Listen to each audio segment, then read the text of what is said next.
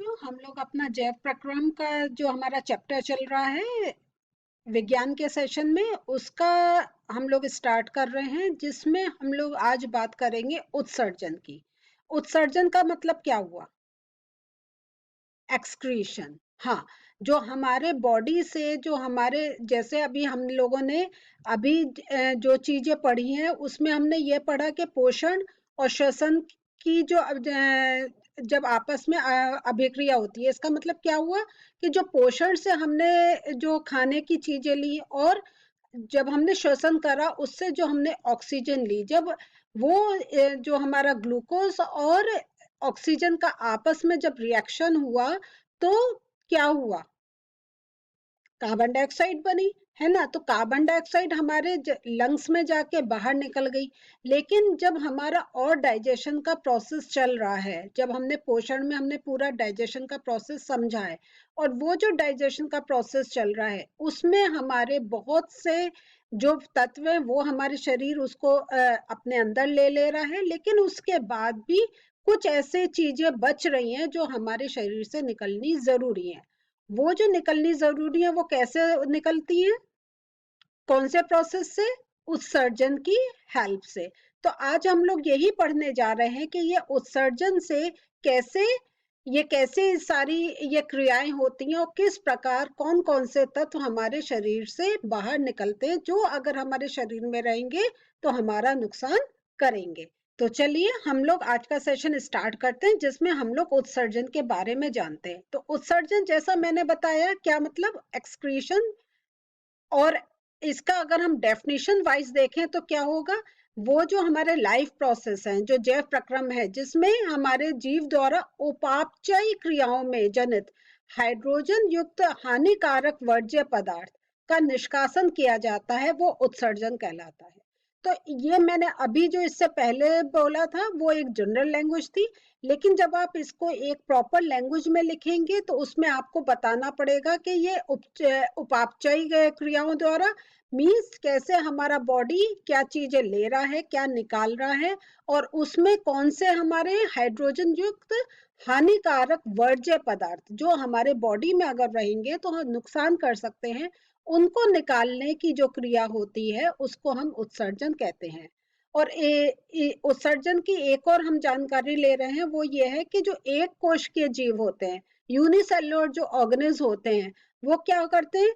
वो अपशिष्टों को शरीर की सतह के जल से जल में विस्तारित कर देते हैं, मीन्स वो निकाल देते हैं। अगर हम एग्जाम्पल लें तो किसकी ले सकते हैं हम? अमीबा की, है ना। अमीबा का हमने पढ़ा था कैसे वो अपना पोषण लेता है, कैसे उसके सीडोपोडिया आगे आ जाते, कैसे वो अपने शरीर को आगे बढ़ाता है और एक फूड वैक्यूल बनाता है और अपने अंदर खाने का पदार्थ ले लेता है। इसी प्रकार वो कैसे जब उसने खा लिया तो जो भी पोषण ले रहा है, नेचुरल है कि उस वो अपना जो तत्व जिससे पोषण ले रहा है उससे वो अपना लेगा, लेकिन उस क्रिया में कुछ ना कुछ हमारे क्या होंगे, जो उपापचयी क्रियाएं होंगी, तो उसमें से कुछ एक्सक्रीटरी प्रोडक्ट निकलेंगे। तो चाहे वो यूनिसेलुलर हो या कोई बड़ा कोई ऑर्गेनिज्म हो, वो उसके वो जो आपकी जो एक्सक्रीटरी प्रोडक्ट है वो अपने अंदर नहीं रख सकता, उसको निकालना जरूरी है। तो जो एक कोश की जो जीव है, वो जैसे वो अपना भोजन लेते हैं, उसी प्रकार वो जो अपने शरीर से निकालने वाली चीज होती है उसको बॉडी सरफेस पे लाते हैं और जल में छोड़ देते हैं। जबकि जो जटिल बहुकोशिकीय जीव हैं, जबकि जो जटिल बहुकोशिकीय जीव है, वो इस कार्य को कैसे करते हैं? उसके लिए उनको विशिष्ट अंगों की जरूरत होती है। वो विशिष्ट अंग क्या है? मीन्स उनके बॉडी में वो स्पेशल ऑर्गन्स बने होते हैं जो ये एक्सक्रीशन के प्रोसेस को करते हैं। तो अगर हम देखें तो हमने पहले अमीबा के बारे में पोषण में पढ़ा है, तो उसका एक सिंपल सरफेस है जिससे वो खाना ले रहा है। लेकिन हमने मनुष्य का पढ़ा जिसमें हमने पूरी एलिमेंट्री कैनॉल पढ़ी थी कि मुंह से हमारा जो डाइजेशन प्रोसेस है वो शुरू हो गया और कैसे वो स्टमक में, स्मॉल इंटेस्टाइन, बड़ी इंटेस्टाइन में जाके घूम के पूरा एक न्यूट्रिशन प्रोसेस हो रहा है। तो एक अमीबा का हमने सिंपल प्रोसेस देखा और मनुष्य का एक हमने कॉम्प्लेक्स प्रोसेस देखा। तो एक्सक्रीशन में भी हमने अभी अमीबा का मतलब एक कोशिकीय जीव का देखा, अब हम लोग देख रहे हैं कि मनुष्य में कैसे एक्सक्रीशन का प्रोसेस होता है। तो जो मानव का उत्सर्जन होता है, मानव का जो ये उत्सर्जन तंत्र है, उसमें क्या आता है? किडनी है, यूरेटर है, ब्लैडर है, यूरेथ्रा है। तो देखिए ये आपकी किडनी आ गई, जो हम इंग्लिश में किडनी कहते हैं और हिंदी में हम कहते हैं वृक्क। फिर हमारा आ गया ये यूरेटर। ये यूरेटर क्या है? इसको हम कहते हैं मूत्र वाहिनी। जैसे हमने देखा था कि कैसे खाना जब स्टमक में जाता है तो कैसे जाता है? ईसोफेगस से, एक पैसेज है। तो ऐसी ही यहाँ पर हमारा, अभी हम जब इसको डिटेल में पढ़ेंगे तब आपको पता चलेगा, किडनी में हमारा पूरा फिल्ट्रेशन हो रहा है और मूत्र बन रही है, जो उस क्या हो रहा है, कहाँ जा रही है? ये यूरेटर मूत्र वाहिनी से कहाँ इकट्ठी हो रही है? ब्लैडर में, मूत्राशय में। तो ये तो ऐसे जैसे ये एक यूरेटर क्या एक पाइप है जो किडनी को यूरिनरी ब्लैडर या मूत्राशय से कनेक्ट कर रहा है, और फिर हमारा मूत्र मार्ग होता है जहां से हमारा वो शरीर से बाहर हो जाता है। अब जो हमारा वृक्क है, जो किडनी है, उसकी पोजीशन देखते हैं, वो कहाँ है? ये देखिए, रीढ़ के हड्डियों के दोनों ओर।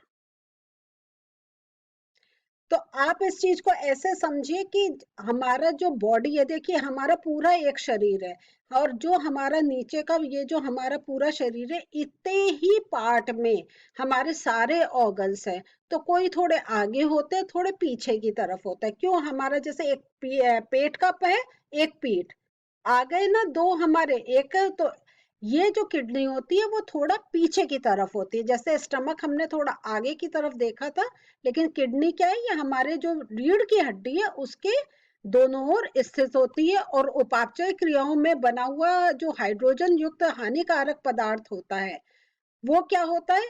वो खून के साथ मिलकर, हमारा जो रुधिर है उसके साथ मिलके यहाँ इस किडनी में पहुंच जाता है, वृक्क में पहुंच जाता है, और यहाँ पे हमारा उसके छनने की प्रोसेस होती है। हाँ, ये जो किडनी होती है ये छानने का काम करती है कि जो हमारा ब्लड है वो इसके अंदर जाता है, तो जो काम की चीजें होती हैं वो रुक जाती हैं, और जो शरीर से बाहर निकालने वाली चीजें होती हैं वो उसमें कलेक्ट हो जाती हैं, और वो फर्दर वो, जैसे अभी हमने पूरा स्ट्रक्चर पढ़ा था कि वो आगे पास डाउन होती है। इसी को हम और डिटेल में पढ़ेंगे जैसे जैसे सेशन में आगे बढ़ेंगे कि कैसे ये छनने का प्रोसेस होता है। तो यहाँ पर आपने देखा किडनी की पोजीशन। अब जो ये होता है, जो वृक्क में जो मूत्र बनने के बाद क्या होता है, ये मूत्र वाहिनी के द्वारा, यूरेटर के द्वारा यहाँ से होता हुआ ये मूत्राशय में कलेक्ट होता है। ये हम लोगों ने अभी डिस्कस किया था। और उसमें जो होता है मूत्र बनने का उद्देश्य रुधिर में से क्या होता है, जो हानिकारक अपशिष्ट जो पदार्थ है उनको छानकर बाहर करने का होता है। तो जो हमारा यूरिन पास हो रही है वो क्या है, उसके अंदर ऐसे बहुत सी चीजें हैं जो हमारे शरीर में नहीं रहनी चाहिए, हमारे शरीर से बाहर निकलनी चाहिए। तो वो हमारा प्रोसेस होता है। इसलिए देखिए, जो हमारा एक्सक्रीशन का प्रोसेस है ये भी एक बहुत जरूरी है। अगर कोई बहुत टाइम तक टॉयलेट नहीं जा रहा है, या आप ये भी सुनते होंगे कि आपकी किडनी में प्रॉब्लम हो गई है तो आदमी बहुत बीमार है, तो ये मतलब क्या हो रहा है? ये इतना इम्पोर्टेंट ऑर्गन है कि अगर फंक्शन नहीं करेगा प्रॉपर तो हमें कोई ना कोई कष्ट हमारे शरीर को हो सकता है। तो इसको आगे और समझते हैं। अब जो हमारा है इसमें हम देखते हैं व्रकाणु के भाग। तो ये जो हमारा वृक्क है, अब आप देखिए, अभी तक हम वर्ड पढ़ रहे थे वृक्क मीन्स किडनी, अब हमारे पास एक नया वर्ड आ रहा है व्रकाणु मीन्स नेफ्रॉन। तो ये जो हमारे होते हैं नेफ्रॉन जो होते हैं, तो ये क्या है, जो वृक्क की जो संरचना, वृक्क की जो संरचनात्मक या क्रियात्मक जो इकाई होती है वो नेफ्रॉन कहलाती है। इसका मतलब क्या हुआ, स्ट्रक्चर से, और जो एक मेन एक्शन जो हो रहा है वो नेफ्रॉन के थ्रू हो रहा है।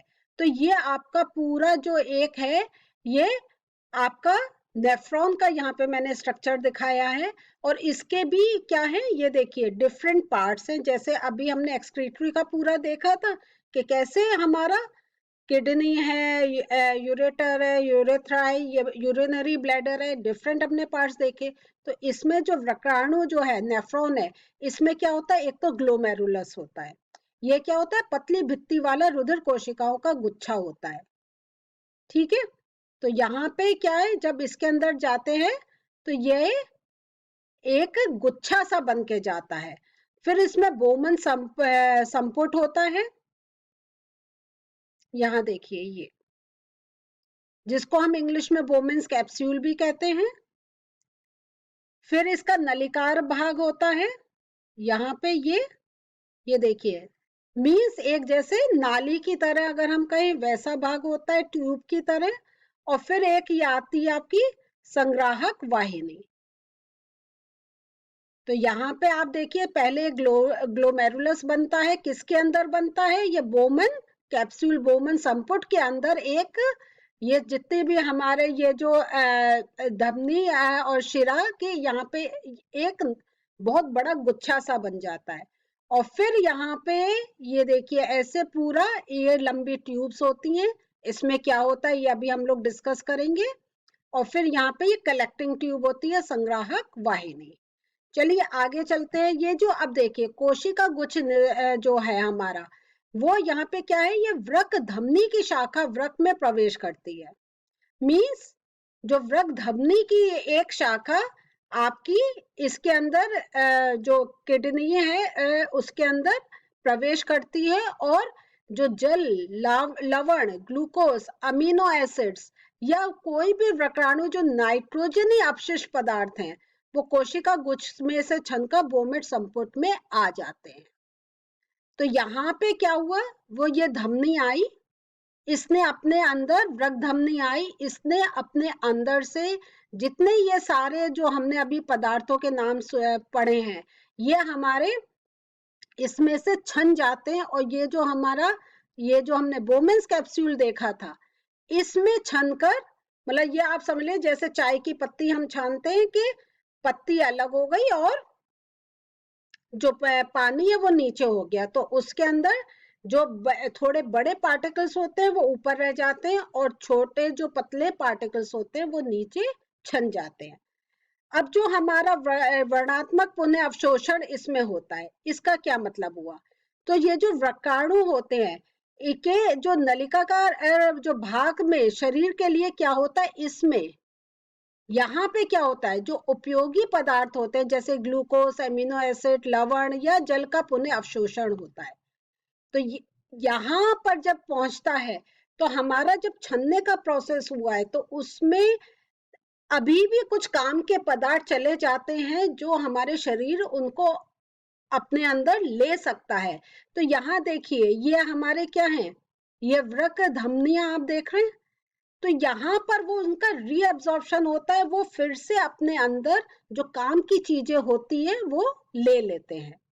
फिर आगे क्या होता है, नलिका श्रावण होता है, जिसमें यूरिया अतिरिक्त जो जल व लावण जैसे उत्सर्जी पदार्थ व्रकाणु के क्या होता है, नलिकार भाग के अंतिम सिरे में, ये देखिए ये एक अंतिम सिरा आ गया है, इसमें रह जाते हैं, और यहाँ पर आके वो मूत्र का निर्माण करते हैं। और यहाँ जो मूत्र बनती है, वो जो संग्राहक वाहिनी होती है, इसमें वो कलेक्ट हो जाती है। तो आप एक इस प्रोसेस को एक बार फिर से समझिए कि यहाँ पे हमारी वृक्क धमनी आई, उससे फिल्ट्रेशन हुआ, और यहाँ पे आपका जो है ग्लोमेरुलस यहाँ पे कलेक्ट हुआ, इससे वो आगे चला, और यहाँ पे जो और हमारे शरीर को जो अपनी चीजें अपने अंदर ले सकता था वो फिर से ली। इसके बाद वो आगे चलता हुआ यहाँ पर आके लास्ट में कई एक मूत्र का, मीन्स जो अब बिल्कुल शरीर से बाहर करने वाला जो एक हमारा जो चीजें रह गई हैं, वो यहाँ पर आती हैं, और वो फिर फर्दर कहाँ, संग्राहक वाहिनी में कलेक्ट हो जाती है। और मूत्राशय जो होता है वो पेशीय होता है, जिसके कारण क्या होता है, ये तंत्रिका नियंत्रण में रहता है, मीन्स हमारी नर्व्स उसको कंट्रोल करती हैं। तो इसलिए जो हम अपने जो है हम उसको कंट्रोल कर सकते हैं। तो जो मूत्राशय में जो है वो हम कंट्रोल कर सकते हैं। देखिए कभी हम बाहर होते हैं, हमें लगता है हमें जाना है वॉशरूम, लेकिन हम रुके रहते हैं क्योंकि वो हम कंट्रोल कर सकते हैं। तो ये हमारा तंत्रिका नियंत्रण है हमारे मूत्राशय में। फिर एक और चीज हम लोग इसमें देख रहे हैं, वो है हमारी आर्टिफिशियल किडनी के बारे में, जो कृत्रिम वृक्क है। तो यहाँ पे ये कब होता है, जो हमारा किडनी का जो फिल्ट्रेशन प्रोसेस होता है, वो जब किडनी खराब हो जाती है, उसमें कोई प्रॉब्लम होती है, तो किसी चोट के कारण, किसी बीमारी के कारण, तो जो हमारा फिल्ट्रेशन का प्रोसेस है वो नहीं हो पाता है। और तो और बॉडी से हमें वो जो हमारी हार्मफुल चीजें वो निकालनी जरूरी हो जाती हैं। तो अगर वो हम नहीं निकाल लें तो क्या होता है, हमारी मृत्यु तक हो सकती है। तो इसके जो फिल्ट्रेशन का प्रोसेस है उसके लिए हम लोग आर्टिफिशियल एक किडनी का यूज करते हैं, जिसको आपने सुना होगा, डायलिसिस एक हमारा ट्रीटमेंट जो होता है। और ये उसमें हम एक मशीन लगाते हैं जिसकी अभी मैं पिक्चर दिखाऊंगी, जो एक कृत्रिम किडनी की तरह वो शरीर में काम करती है और क्या करते हैं, जो विषैले पदार्थ होते हैं उनको बाहर निकालने में सहायक होती है। तो यहाँ ये देखिए ये मशीन है। तो जो यहाँ हमारा जो फिल्ट्रेशन, जो किडनी में जो हमारा ग्लोमेरुलस में जो एक फिल्ट्रेशन का प्रोसेस है वो इसके द्वारा होता है। ये एक चयनित परमाणु झिल्ली होती है। और यहाँ से क्या होता है हमारा, क्योंकि रुधिर की तो रुधिर ही तो हमारे जो है अवशेष, जो हमारे शरीर के जो पदार्थ हैं उनको लेकर जा रहा है। तो रुधिर ट्यूब लगाई जाती है, वो रुधिर इस मशीन के थ्रू पास होता है। यहाँ पर वो जितने भी हमारे जो शरीर से बाहर करने वाले जितने भी एमिनो एसिड्स हैं या लवण है या एक्स्ट्रा जो जल है, वो जो हमारे शरीर से बाहर निकालना है, वो देखिए ऐसे यहाँ से बाहर निकालकर, और फिर क्या होता है, अब हमारा ब्लड प्योरीफाई हो गया, वो वापस फिर हमारे शरीर में जाता है। तो यहाँ ये जो पार्ट है, तो ये जो हमारी किडनी काम करती है उसमें ये हमारा ये मशीन काम करती है जो ब्लड का फिल्ट्रेशन करती है। और ये जो प्रोसेस पूरा होता है इसको कहते हैं डायलिसिस। और डायलिसिस तभी होता है जब हमारी किडनी जो उसका कार्य है वो नहीं कर पाती है। तो आज हमने क्या पढ़ा, आज हमने एक जानकारी ली कि हमारे शरीर का उत्सर्जन कैसे होता है, हमारा जो नेफ्रॉन है उसका स्ट्रक्चर क्या है, उसके कौन कौन से पार्ट्स हैं, कौन सा पार्ट क्या काम करता है वो हमने पढ़ा। ये आपको थोड़ा सा हो सकता है कि समझना अभी आपको 2-3 बार रिवीजन करना पड़े, क्योंकि ये बहुत एक आपको नए नाम मिल रहे हैं। तो इसका आप रिवीजन करिए, सामने पिक्चर्स हैं, आप अपने कॉपी में ये वाले स्ट्रक्चर बना सकते हैं, बुक से देखकर भी आप बना सकते हैं। और जो मेन पार्ट्स हैं, तो आपके लिए सबसे पहले फर्स्ट स्टेप ये है, वो पार्ट्स के नाम याद करिए और वो पार्ट्स क्या फंक्शन कर रहे हैं उसको लिखिए। तो आपका ये टॉपिक बहुत अच्छी तरीके से तैयार हो सकता है। नेक्स्ट सेशन में मैं अभी थोड़ा सा उत्सर्जन का एक और पार्ट लूंगी, जिसमें हम लोग थोड़ा सा और डिटेल में इसको समझेंगे। चलिए नेक्स्ट सेशन में फिर से मिलते हैं और उत्सर्जन को थोड़ा और डिस्कस करते हैं। बाय।